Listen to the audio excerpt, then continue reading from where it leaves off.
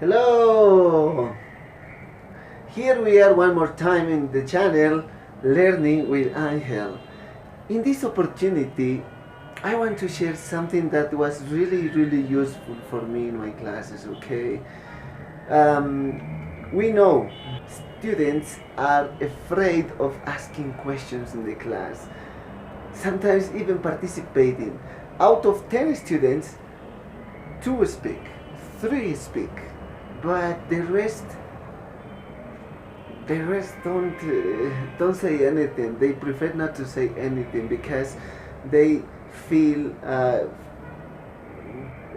afraid of their making mistakes, or as a teacher you have experienced this. Yes, so today I didn't bring the solution to the problem, but I'm bringing a very nice suggestion for you in order to deal with this kind of situation. Okay, so let's get started. Okay, so here we have how to know if your students understood the grammar and vocabulary. You start explaining and you write on the board and you make your best. You take pictures to the class and you show your students this is the picture and this is the verb, and you explain everything, and you even personalize the grammar, and you ask them, what about your mother, what about your brother, and what about in your house do you have, and etc. Yes, we do everything as teachers in order to help them understand. Yes or no? And at the end, the typical question of a normal teacher is, did you understand? And the students look at you and say, yes, yes, we did. But how can we know if that is true or not? Piece of cake. What we are going to do is to get a piece of paper, let's say this is a piece of paper, of course white, clean, I mean. You're going to fold. You can prepare in your house, okay? You can prepare in your house. And you are going to cut paper, like this, okay? So, well, not like this.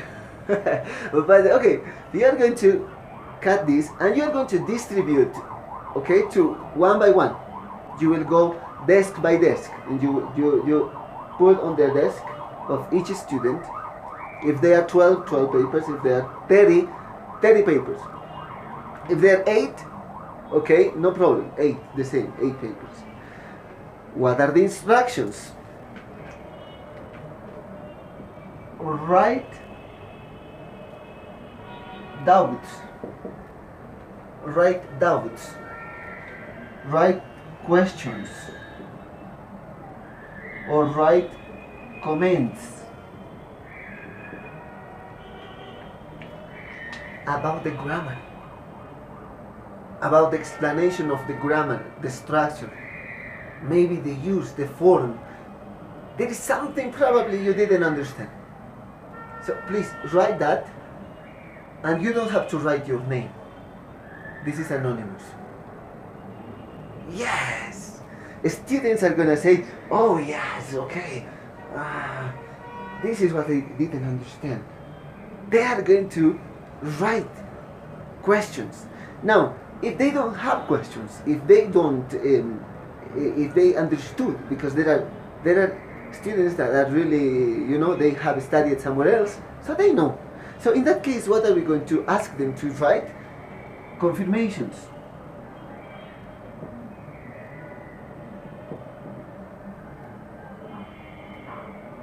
So what do I try to mean with confirmations?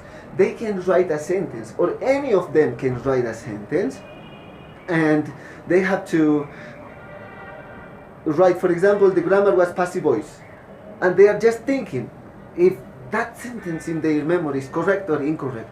So you are going to tell them, okay, write a sentence you want to ask. Write your sentence, and the question is it correct? and the teacher will confirm if this is correct or not.